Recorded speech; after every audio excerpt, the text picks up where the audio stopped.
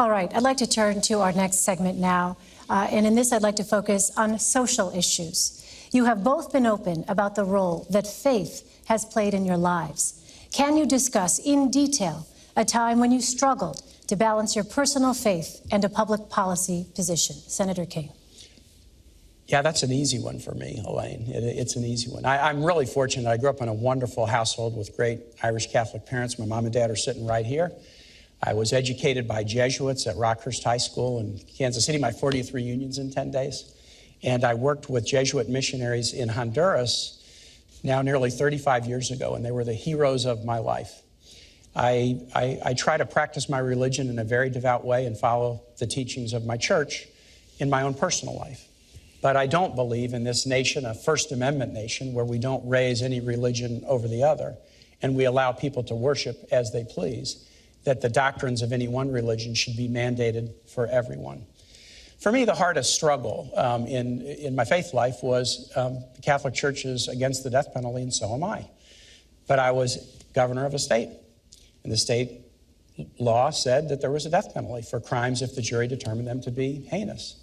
And so I had to grapple with that. When I was running for governor, I was attacked pretty strongly because of my position on the death penalty. But I looked the voters of Virginia in the eye and said, look, this is my religion. I'm not going to change my religious practice to get one vote, but I know how to take an oath and uphold the law. And if you elect me, I will uphold the law. And I was elected, and I did. It was very, very difficult to allow executions to go forward, but in circumstances where I didn't feel like there was a case for clemency, I told Virginia voters I would uphold the law, and I did. That was a real struggle, but I think it is really, really important that those of us who have deep faith lives don't feel like we can just substitute our own views for everybody else in society, regardless of their views. Governor Pence. Well, it's a wonderful question, and my Christian faith is at the very heart of who I am. I was also raised in a wonderful family of faith. It was church on Sunday morning and grace before dinner, but my Christian faith became real for me when I made a personal decision for Christ when I was a freshman in college. And I've tried to live that out, however imperfectly, every day of my life since. And with my wife at my side, we followed a calling into public service where we've tried to keep faith with the values that we cherish.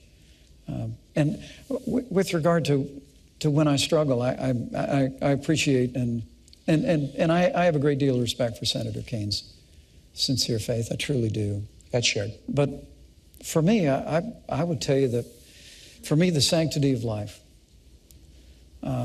proceeds out of the belief that ancient principle that where God says, before you were formed in the womb, I knew you. And so for my first time in public life, I've sought to stand with great compassion for the sanctity of life. The state of Indiana has also sought to make sure that we expand alternatives in healthcare counseling for women, non-abortion alternatives. I'm also very pleased with the fact we're well on our way in Indiana to becoming the most pro-adoption state in America. I think if you're going to be pro-life, you should be pro-adoption. But what I can't understand is with Hillary Clinton and now Senator Kaine at her side, is to support a practice like partial birth abortion. I mean, to hold to the view, and I know Senator Kaine, you hold pro-life views personally, but the very idea that a child that is almost born into the world could still have their life taken from them is just anathema to me. And I can't conscience about a party that supports that. Or that I know you've historically opposed taxpayer funding of abortion, but Hillary Clinton wants to repeal the long-standing provision in the law where we said we wouldn't use taxpayer dollars to fund abortion. So for me, my faith informs my life. I try and spend a little time on my knees every day, but it all for me begins with cherishing the dignity, the worth, the value of every human life. Elaine, this is a fundamental question. A fundamental question.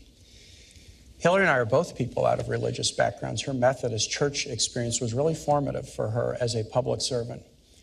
But we really feel like you should live fully and with enthusiasm the commands of your faith. But it is not the role of the public servant to mandate that for everybody else. So let's talk about abortion and choice. Let's talk about that. We support Roe versus Wade. We support the constitutional right of American women to consult their own conscience, their own supportive partner, their own minister, but then make their own decision about pregnancy. That's something we trust American women to do that.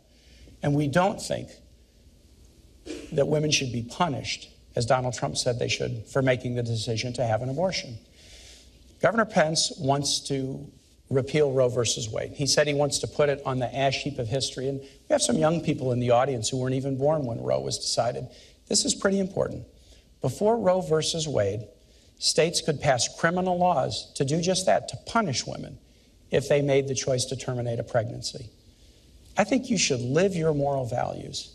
But the last thing, the very last thing that government should do is have laws that would punish women who make reproductive choices. And that is the fundamental difference between a Clinton-Kaine ticket and a Trump-Pence ticket that wants to punish women who make that choice. It's really not. Donald Trump and I would never support legislation that punished women who made the heartbreaking choice to end a pregnancy. And why did Donald Trump say that? We just never would. Why did he say that? Well, look, he's not a polished politician like you and Hillary Clinton.